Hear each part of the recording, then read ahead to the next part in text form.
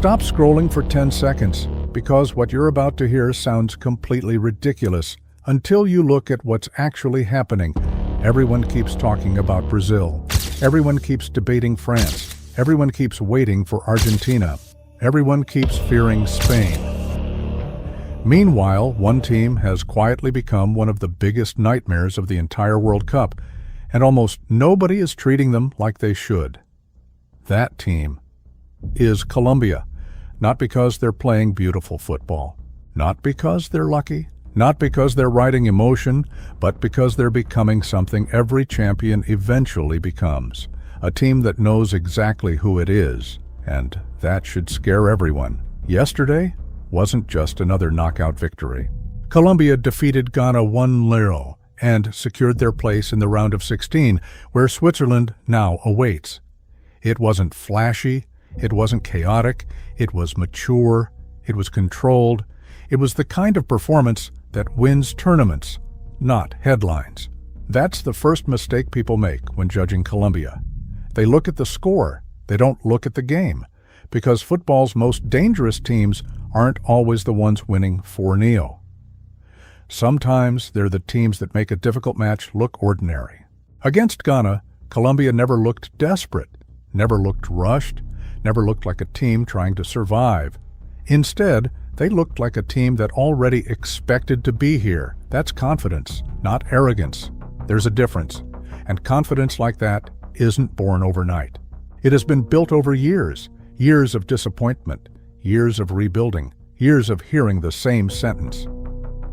Colombia has talent, but they never go far.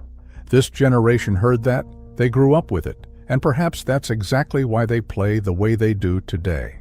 They don't chase respect anymore. They assume they'll earn it. That's a dangerous mentality, because once a team stops playing for validation, it starts playing to win. Look around this squad. Luis Diaz, James Rodriguez, John Arias, Daniel Munoz, Jefferson Lerma, Davinson Sanchez, Camilo Vargas. Different personalities, different careers, one identity. And perhaps the biggest surprise isn't Luis Diaz. Everyone already knows what he can do. The real surprise is what Colombia has become collectively. Every player understands his role. Every movement has purpose. Every recovery becomes an attack. Every attack begins with structure. That's coaching. That's preparation. That's Nestor Lorenzo. For years, Colombia depended on individual brilliance. James would create magic, Falcao would finish, hope would do the rest. This Colombia doesn't work like that. This Colombia suffocates you, not with endless possession, with relentless organization. Watch how they defend. The backline never panics. The midfield closes passing lanes before danger even appears. The fullbacks don't just overlap, they attack empty space like forwards, and when possession changes, everything happens at frightening speed. One pass, 2 touches. Suddenly, Luis Diaz is running directly at your defense.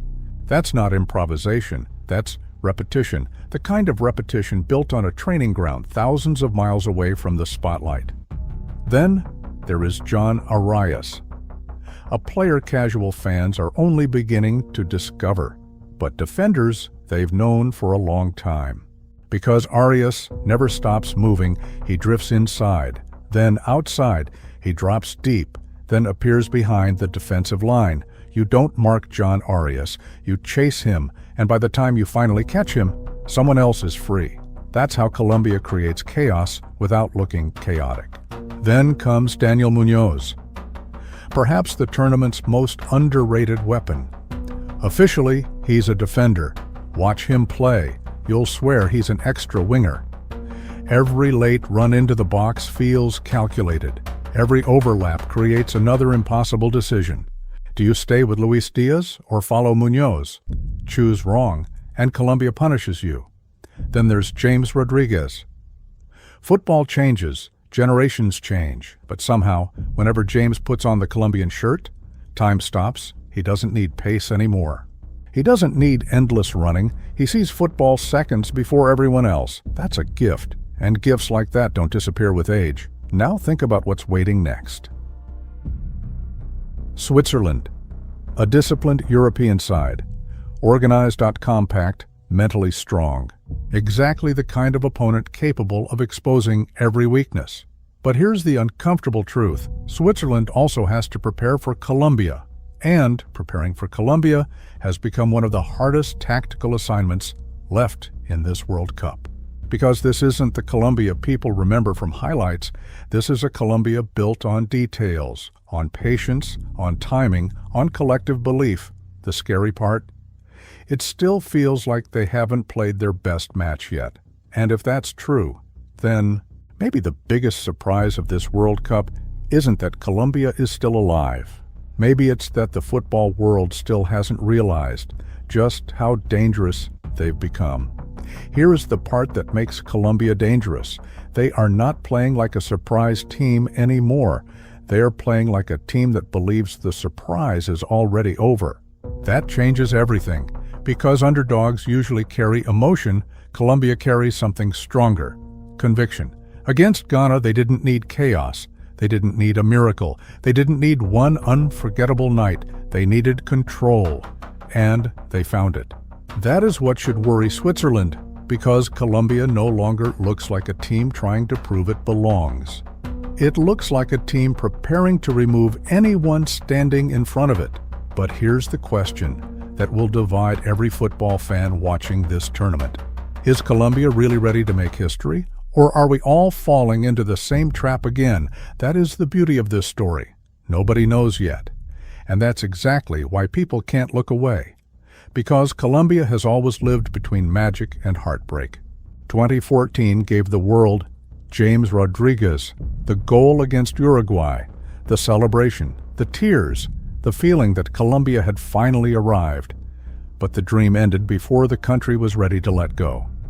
Since then, Colombian football has carried that memory like unfinished business. Not trauma, not nostalgia, a promise. And this generation seems determined to answer it. Luis Diaz gives Colombia explosiveness. James gives Colombia memory. Arias gives Colombia movement. Munoz gives Colombia surprise. Lerma gives Colombia bite. Vargas gives Colombia security.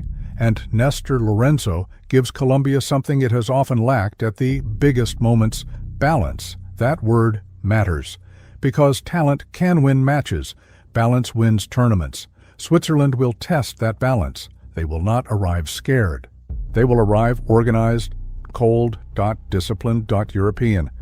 Exactly the kind of team that waits for your mistake and punishes your impatience.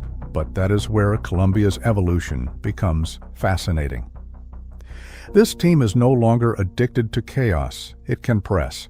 It can suffer. It can play through James. It can run through Luis Diaz. It can attack through the fullbacks. It can win ugly.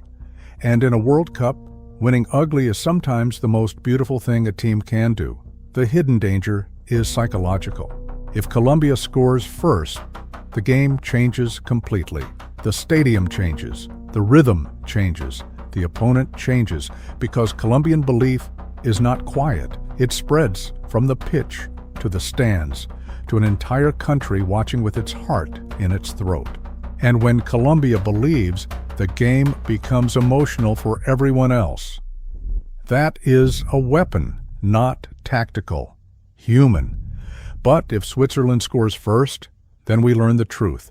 Then we discover whether Colombia is just another exciting team, or something deeper, something built to survive pressure, something capable of walking through fear.